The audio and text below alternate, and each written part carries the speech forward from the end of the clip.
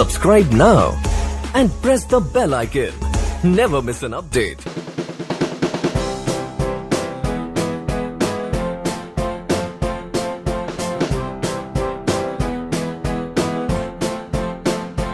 Hello friends, my name is Maipal Singh. I welcome you on YouTube channel Guidely for SSC and Railway. So आज की जो class है इसमें मैं आपको बोट एंड स्ट्रीम से रिलेटेड कुछ पार्ट पढ़ाने वाला हूं और बोट एंड स्ट्रीम में कुछ पर्टिकुलर क्वेश्चंस होते हैं जो अगर आप बेसिक मेथड से करना स्टार्ट कर दें तो बहुत डिफिकल्ट हो जाते हैं। उन क्वेश्चंस को किस तरीके से टेकल करना चाहिए वो पार्ट मैं आपको इस वीडियो में पढ़ाने वाला हूं। आई होप आपको सब कुछ समझ में आएगा। सो बोट एंड स्ट्रीम से रिलेटेड ये पार्ट होगा।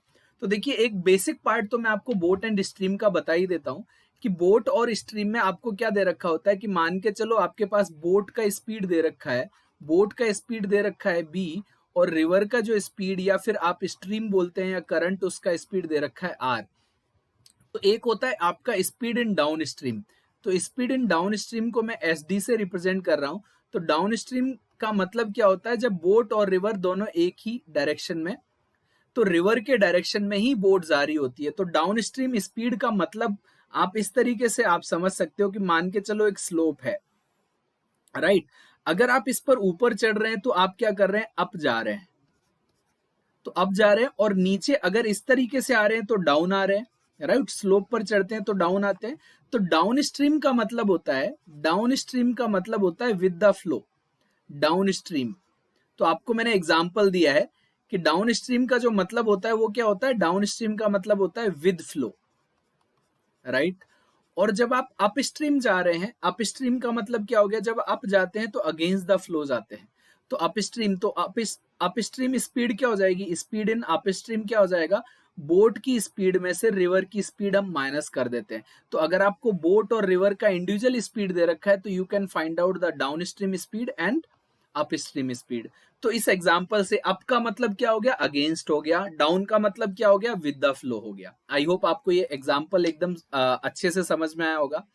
और कई बार क्या होता है, आपको डाउन स्ट्रीम स्पीड दे रखी होती है। मान के चलो डाउन स्ट्रीम स्पीड दे रखा है आपको SD, मान के चलो ये X दे रखा है, और अप स्ट्रीम स्पीड दे रखा है आपको Y, राइट। फिर आपसे पूछ रहा होता है कि बोट का स्पीड निकालिए और रिवर का स्पीड निकालिए। तो अब आप ध्यान से देखना कि डाउन स्ट्रीम स्पीड क्या होता है, डाउन स्ट्रीम स्पीड होता है आपका बोट प्लस रिवर का स्पीड होता है। और अप स्ट्रीम स्पीड क्या होता है, बोट माइनस रिवर का स्पीड। तो इन दोनों इक्वेशन को जब आप ऐड करेंगे तो आपके पास क्या आ जाएगा, x plus y, are cancel out हो जाएगा तो 2b। तो आप देख रहे होंगे बोट का जो स्पीड है up down stream speed plus up stream speed divide by 2 हो जाता है। तो आप ऐसे डायरेक्टली बोल सकते हैं कि बोट का जो स्पीड होगा वो down stream speed plus up stream divide by 2 हो जाएगा, और रिवर का जो स्पीड होगा डाउन स्ट्रीम स्पीड में से अप स्ट्रीम माइनस कर देंगे, डिवाइड बाई 2 कर देंगे, तो रिवर का स्पीड इंडिविजुअली निकाल सकते हैं। तीसरा जो सबसे इंपॉर्टेंट कॉन्सेप्ट होता है यहाँ पर ये होता है कि मान के चलो बोट ना, एक ये रिवर है, मान के चलो ये एक रिवर है, राइट। रिवर का एक किनारा है A और एक किनारा है B। तो आपका जो बोट है वो A से B गया और वापस B टू A वापस आ गया। तो टू एंड फ्रो मोशन में चल रही है, to and fro, right. To and fro का मतलब क्या हो गया, A से B गया और B टू A वापस आ गया। तो अब यहाँ पर जो डिस्टेंस होता है ना, डिस्टेंस आपका क्या हो जाता है, कांस्टेंट हो जाता है। तो जब डिस्टेंस कांस्टेंट होता है तो आपके सामने क्या होता है, speed is inversely proportional to time होता था।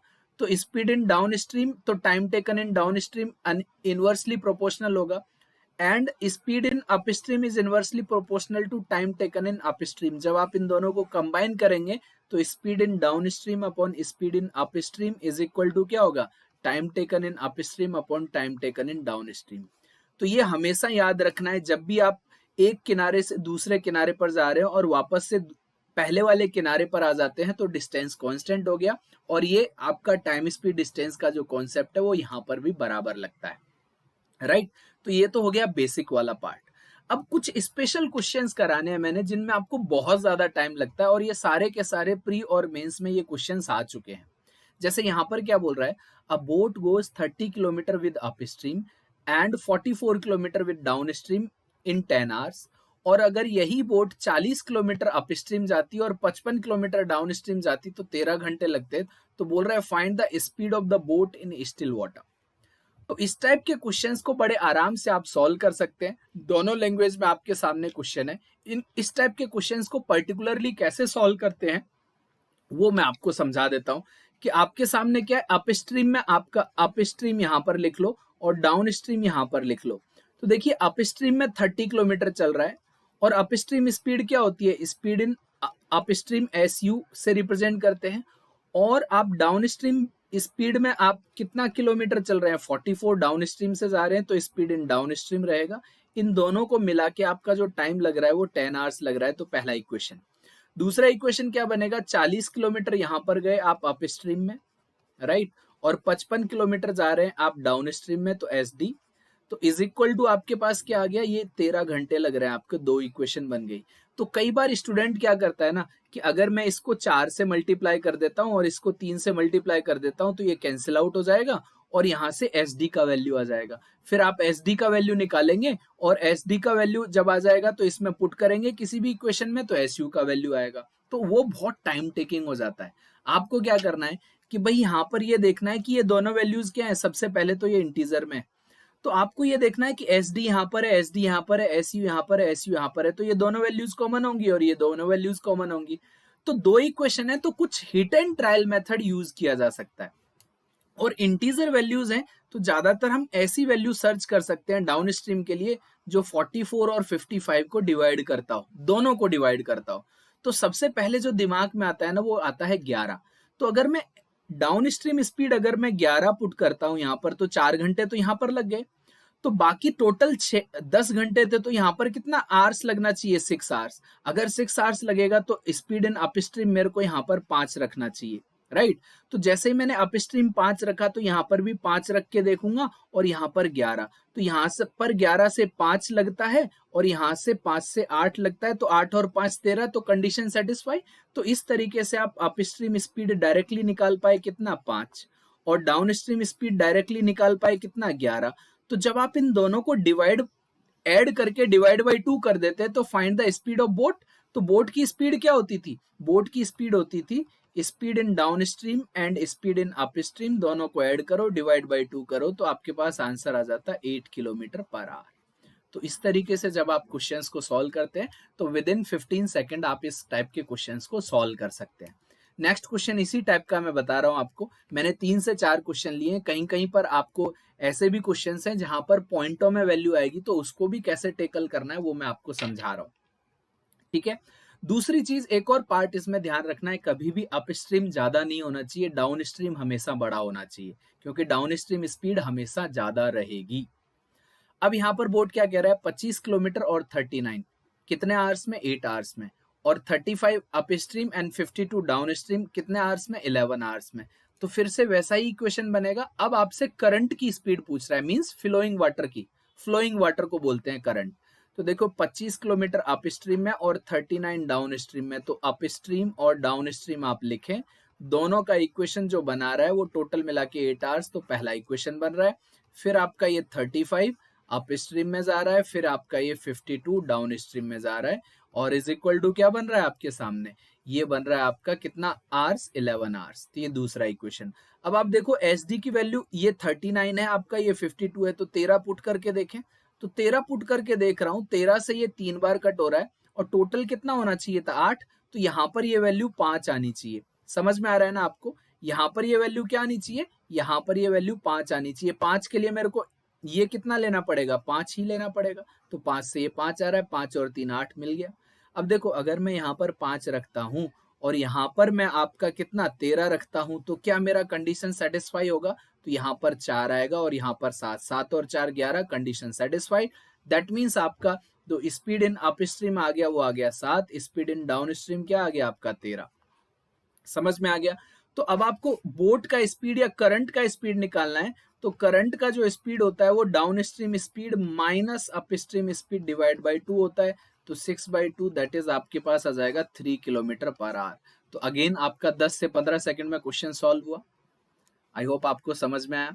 दूसरा क्वेश्चन क्या है, अ boat covers 24 kilometre and 36 kilometre in 6 hours and 36 kilometer with upstream and 24 kilometer with downstream in 6.5 hours। देखो यहाँ पर पॉइंटों में भी वैल्यू आ रही है। अगर पॉइंटों में भी वैल्यू आती है तो भी आपको घबराने की जरूरत नहीं है, इसको भी हम बड़े आराम से टेकल कर सकते हैं। कैसे टेकल करेंगे वो मैं आपको इक्वेशन के थ्रू समझाता हूँ कि भाई 24 अपस्ट्रीम तो अपस्ट्रीम में जा रहे हैं और 36 डाउनस्ट्रीम तो डाउनस्ट्रीम में जा रहे हैं और यहाँ से 6 घंटे लग रहे हैं, और फिर 36 अपस्ट्रीम में जा रहे हैं और यहाँ पर 24 डाउनस्ट्रीम में जा रहे हैं, राइट, और यहाँ पर 6.5 आवर्स लग रहा है। दो इक्वेशन बन गए। अब आप देखिए अपस्ट्रीम में भी आप ऐसे कह सकते हो 12 और डाउनस्ट्रीम में भी 12 कह सकते हैं, राइट। तो लेकिन 12 में डाउनस्ट्रीम लूंगा, अपस्ट्रीम नहीं लूंगा, क्योंकि अपस्ट्रीम तो छोटी होनी चाहिए। तो मैं 12 यहाँ पर ट्राई करता हूँ कि अगर मैं यहाँ पर 12 रख लेता हूँ, तो ये वाला पार्ट कितना होना चाहिए, तो 12 से 3 घंटे लग गए यहाँ पर, तो 3 और 6 टोटल था, तो यहाँ पर भी 3 घंटे लगने चाहिए ना, तो 3 घंटे लगेंगे तो यहाँ पर 8 होना चाहिए। अब आप 8 और 12 रख के देखो क्या 6.5 आता है, और नहीं आता तो हम क्या करते, और कोई वैल्यू ट्राई करते। यहाँ पर हम 8 और 8 रख के देखते, क्यों, यहाँ पर तो पॉइंटों में लानी नहीं है, तो यहाँ पर 8, यहाँ पर फिर और कुछ वैल्यूज ट्राई करते जो पॉइंटों में वैल्यूज दे सकता था। बट मैं 8 ट्राई करता हूँ पहले, 8 से और 12 से। 12 से यहाँ पर 2 घंटे आएगा, 8 से अब आप देखो इसको 4 से कट करें तो 9 और 2 4.5 आ रहा है। तो देखो 4.5 और 2 भी आपका एकदम परफेक्टली फाइन है। तो आपका अपस्ट्रीम स्पीड आ गया 8 और डाउन स्ट्रीम स्पीड आ गया आपका 12। तो करंट का जो स्पीड आएगा वो 12 - 8 divide by 2 that is 4/2 that is equal to 2 kilometre per hour. तो पॉइंटों में भी आता है तो घबराने की जरूरत नहीं है आपको, राइट। तो 2 किलोमीटर आपका आंसर आ जाएगा। तो अगर मान के चलो यहाँ पर 7.5 होता और यहाँ पर कुछ 6.5 होता, तो फिर हम कुछ ऐसे वैल्यूज पुट करते और बड़े आराम से हो जाता है हिट एंड ट्रायल से। समझ में आ रहा है ना। तो कभी मुझे ऐसा कोई इस टाइप के क्वेश्चन में कभी भी मुझे ऐसी जरूरत नहीं पड़ी कि आपको इक्वेशन सॉल्व करना पड़ रहा हो, राइट। जैसे मल्टीप्लाई करके इक्वेशन सॉल्व करते हैं। आई होप आपको सेशन बहुत अच्छा लगा होगा। आप इस सेशन को लाइक करें, शेयर करें अपने फ्रेंड्स के साथ। ऐसे वीडियोस में आपको हर हमेशा प्रोवाइड करता रहूंगा, और आपको कोई भी प्रॉब्लम आती है तो कमेंट लिख सकते हैं, मैं आपके कमेंट्स के रिप्लाई हमेशा दूंगा। Thank you so much, bye bye and take care. Subscribe now and press the bell icon. Never miss an update.